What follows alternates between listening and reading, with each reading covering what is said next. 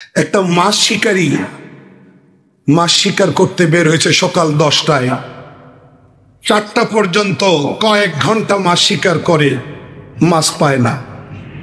যখন ভাবতেছে চলে যাই, অপেক্ষার পালা শেষ করি, ওই মুহূর্তে 5 কেজি ওজনের একটা রুই মাছ পেয়ে গেছে। কি খুশি! 6 ঘন্টা 7 ঘন্টা চেষ্টা করছে, একটা মাছও পাই নাই।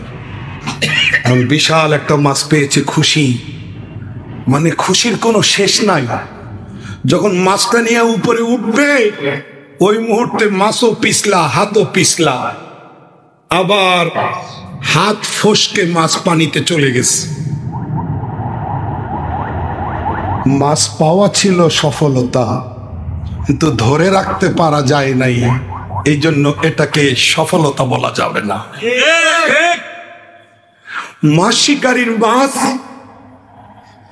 মানে পেয়ে উপরে আসতে না আসতেই চলে গেছে।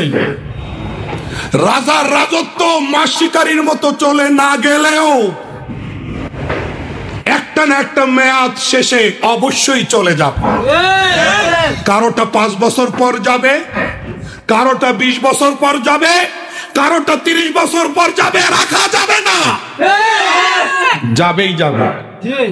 প্রশ্ন, আল্লাহ যে সত্যবাদী, তার প্রিয় সত্যবাদী বান্দাদেরকে জান্নাত বরাদ্দ দেবেন, আর জান্নাতের অসংখ্য প্রকার নাজ ও নেয়ামত পুরস্কার তাদেরকে দেবেন। স্বর্ণের প্লেট আর গ্লাস দিয়ে আপ্যায়ন করা হবে। ইউতাফু আলাইহিম বিসিহাফিম মিন যাহাবিন ওয়া আকওয়াব ওয়া ফিহা মা তাশতাহিহিল আনফুস ওয়া তালাজ্জুল আয়ুন। জান্নাতে এগুলো সব প্লেট, গ্লাস, পাত্র সব স্বর্ণের হবে। কল্পনা করেছেন কোন রাজা স্বর্ণের প্লেটে ভাত খায়? আল্লাহ যদি নসিবে জান্নাত রাখেন, আপনারা আমরা যদি জান্নাতবাসী হতে পারি, স্বর্ণের প্লেটে আপ্যায়িত হব, স্বর্ণের গ্লাসে শরবত পান করব। রাজি আছি না? আল্লাহ আল্লাহ সবাইকে কবুল করেন। প্রশ্ন আসতে পারে, জান্নাতের পুরস্কারগুলি কি দুনিয়ার মতো হবে? দুনিয়াতে অনেক পুরস্কার, অনেক নেয়ামত হাতে আসার পর আবার চলে যায়। জান্নাতের গুলোও কি এরকম হবে? আল্লাহ পাক ওই প্রশ্নের উত্তর দিতেছেন, না না, খালিদিনা ফিহা আবাদা।